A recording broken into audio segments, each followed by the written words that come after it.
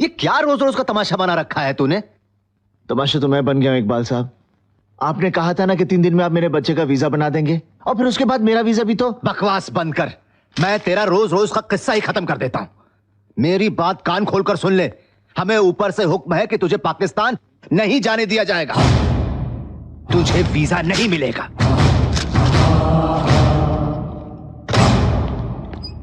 इकबाल साहब, एक कागज पर मोहर नहीं लगेगी तो क्या तारा पाकिस्तान नहीं जाएगा? मुझे मेरे बच्चे को उसकी मां से मिलाने से कोई ताकत, कोई सरहद नहीं रोक सकती। मैं जाऊंगा, जरूर जाऊंगा। देख क्या लिखा इसमें, मेयर साहब की बेटी जट की कैद में है, उसके ऊपर जुल्म हुए, उसने बच्चे पैदा किए हैं, अब पता चला कितनी बेवफा है वो। ये सब झूठ है।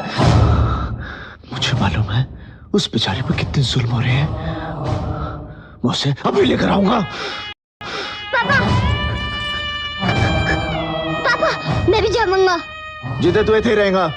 नहीं पापा, मैं भी जाऊंगा। बेटे तुम यहीं रहोगे। नहीं पापा, मैं जाऊंगा, मैं जाऊंगा, मैं जाऊंगा। नहीं, तुम यहीं रहोगे। नहीं पापा, मैं भी जाऊंगा। आप भी छोड़ के जाना, मैं भी जाऊंगा, मैं भी जाऊंगा, मैं मम्मा के पास जाऊंगा।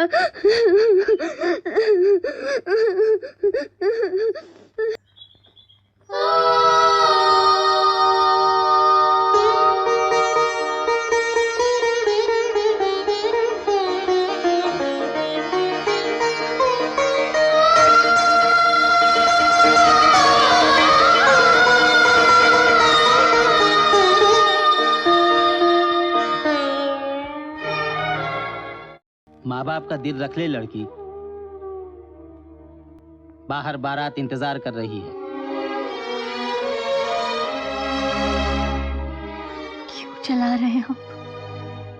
आप तो काजी है ना, आपका काम है हाँ या ना सुनना और चले जाना। ये मत भूल, गुनाह को रोकना भी काजी का फर्ज है। शरीयत में लिखा है कि खाविन के जिंदा रहते हुए औरत की दूसरी शादी गुनाह है। गुनाह ये नहीं, गुनाह वो है जो तूने किया था। हमारे मजहब में जब तक लड़का लड़की दोनों मुसलमान ना हो, उनका निकाह नाजायज समझा जाता है। भूल जाओ उसे। सांस जिस्म में आना भूल सकती है, सुबह निकलना भूल सकती है, आप अपने खुदा को भूल सकते हैं, लेकिन हम उन्हें भूल जाएं, नामुमकिन है ये। खामोश, खुदा से डर। खुदा सिर्फ अकेले तुम्हारा नहीं है काजी। बस जुबान। ला हौल वला कुव्वत। अगर हम जानते हैं कि हजारों मुसीबतें सहकर वो यहाँ आएंगे, हमें पुकारेंगे, इन आंखों को ढूंढेंगे, इन होठों को बुलाएंगे, और अगर उस वक्त हम नहीं मिले तो इतनी बड़ी बेवफाई हम उनसे नहीं कर सकते, नहीं कर सकते। वो हिंदुस्तानी यहाँ आएगा, वो मजनू और रांझे से भी बड़ा आशिक है। खुदा कसम जवानी इश्क करना छोड़ दे, ऐसी मार मारूंगा उस जट को।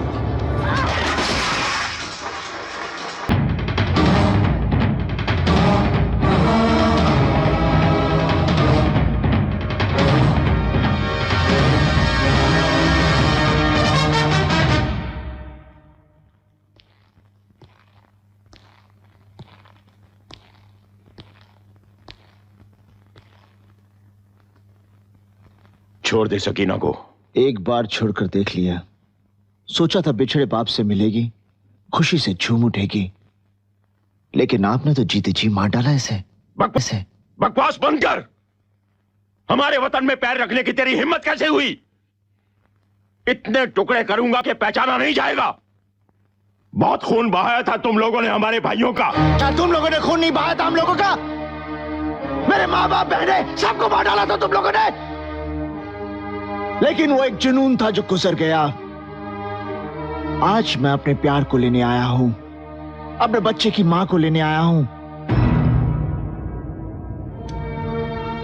मैं नफरत भुला चुका हूं, आप भी भुला दीजिए।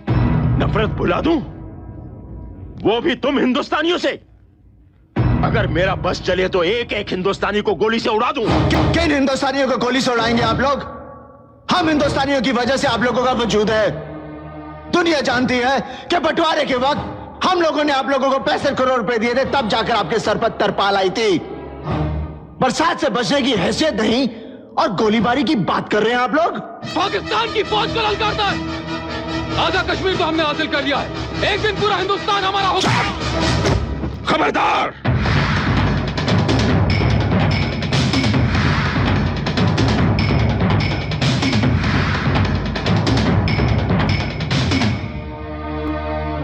बाप बनकर बेटी को विदा कर दीजिए, इसी में सबकी भलाई है।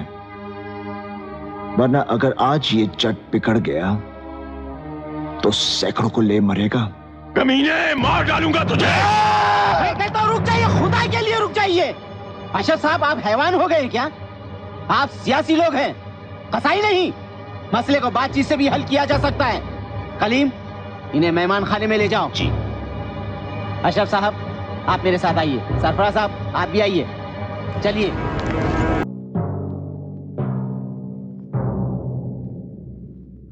तुम बिना वीजा के हमारे पाकिस्तान में दाखिल हुए हो। अगर हम चाहें तो जासूसी के केस में तुम्हें जिंदगी भर जेल में सड़ा सकते हैं, लेकिन हम ऐसा करेंगे नहीं, क्योंकि हमारी बेटी हमारी कमजोरी है और उसकी कमजोरी हो तुम। और हम इतने संगदिल बाप नहीं कि अपनी बेटी की खुशी की खातिर झुक भी ना सकें। लेकिन उसके लिए तुम्हें हमारी 2 शर्तें माननी होंगी। पहली शर्त, तुम्हें इस्लाम कबूल करना होगा। दूसरी शर्त, तुम्हें यहीं पाकिस्तान में रहना होगा। ये आप क्या कह रहे हैं? क्यों? तुम्हारी खुशी के लिए हर कुर्बानी क्या सिर्फ हमें देनी होगी? अगर हम इसके सामने घुटने टेक सकते हैं, नफरत भुलाकर एक हिंदुस्तानी को अपने गले लगा सकते हैं, तो क्या ये तुम्हारी खातिर इतना भी नहीं कर सकता? अगर तुम इसके लिए हिंदू बन सकती हो, तो ये तुम्हारे लिए मुसलमान नहीं बन सकता?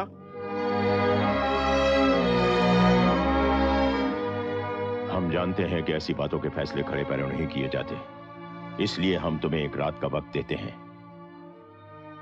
सोच लो।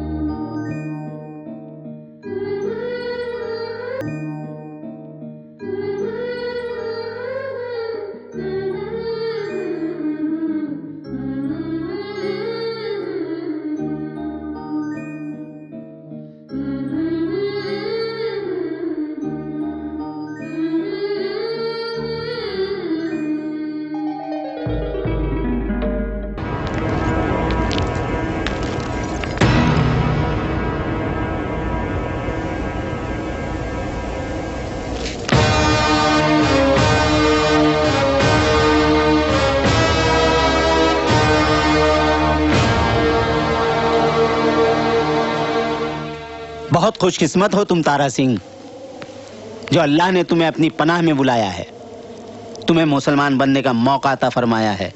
क्या सोच रहे हो? तुम्हें इस्लाम कबूल है?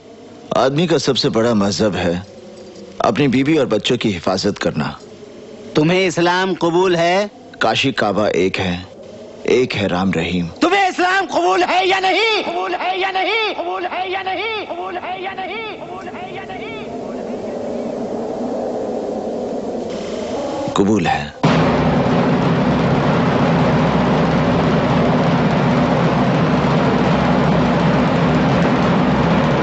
भाई माशाल्लाह, सुभान अल्लाह।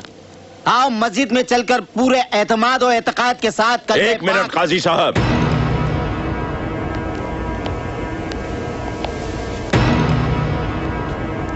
इससे पहले कि इसके कदम पाक मस्जिद में पड़े, ये एतबार तो कर लिया जाए कि ये मुसलमान बनने के काबिल है भी या नहीं। अगर तुम्हें इस्लाम कबूल है तो ठीक है, कहो इस्लाम जिंदाबाद।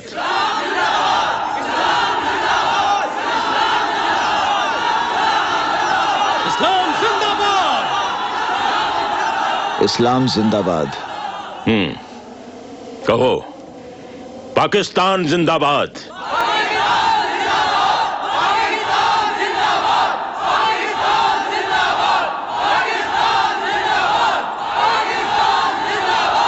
पाकिस्तान जिंदाबाद। अब बोलो, हिंदुस्तान मुर्दाबाद। अशरफ अली, अशरफ अली, अशरफ अली, अशरफ अली, अशरफ अली, अशरफ अली। ये सियासी खेल क्यों खेल रहे हैं आप?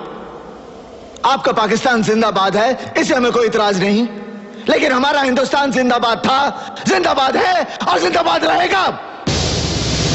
हिंदुस्तान जिंदाबाद, हिंदुस्तान जिंदाबाद, हिंदुस्तान जिंदाबाद, हिंदुस्तान जिंदाबाद, हिंदुस्तान जिंदाबाद। बकवास बंद कर। जब तक तो हिंदुस्तान मुर्दाबाद नहीं कहेगा, हमारे लोगों को कैसे यकीन होगा कि तू पक्का मुसलमान है? इस मुल्क से ज्यादा मुसलमान हिंदुस्तान में हैं। उनके होठ और दिलों की धड़कनें हमेशा यही कहती है, हिंदुस्तान जिंदाबाद। तो क्या वो पक्के मुसलमान नहीं है? तकरीरें बंद कर। अगर तू हिंदुस्तान मुर्दाबाद नहीं कहेगा तो सकीना को हासिल नहीं कर सकता। बस बहुत हो गया। अगर मैं अपने बीवी बच्चों के लिए सर झुका सकता हूं तो मैं सबके सर काट भी सकता हूं। इस कमीने को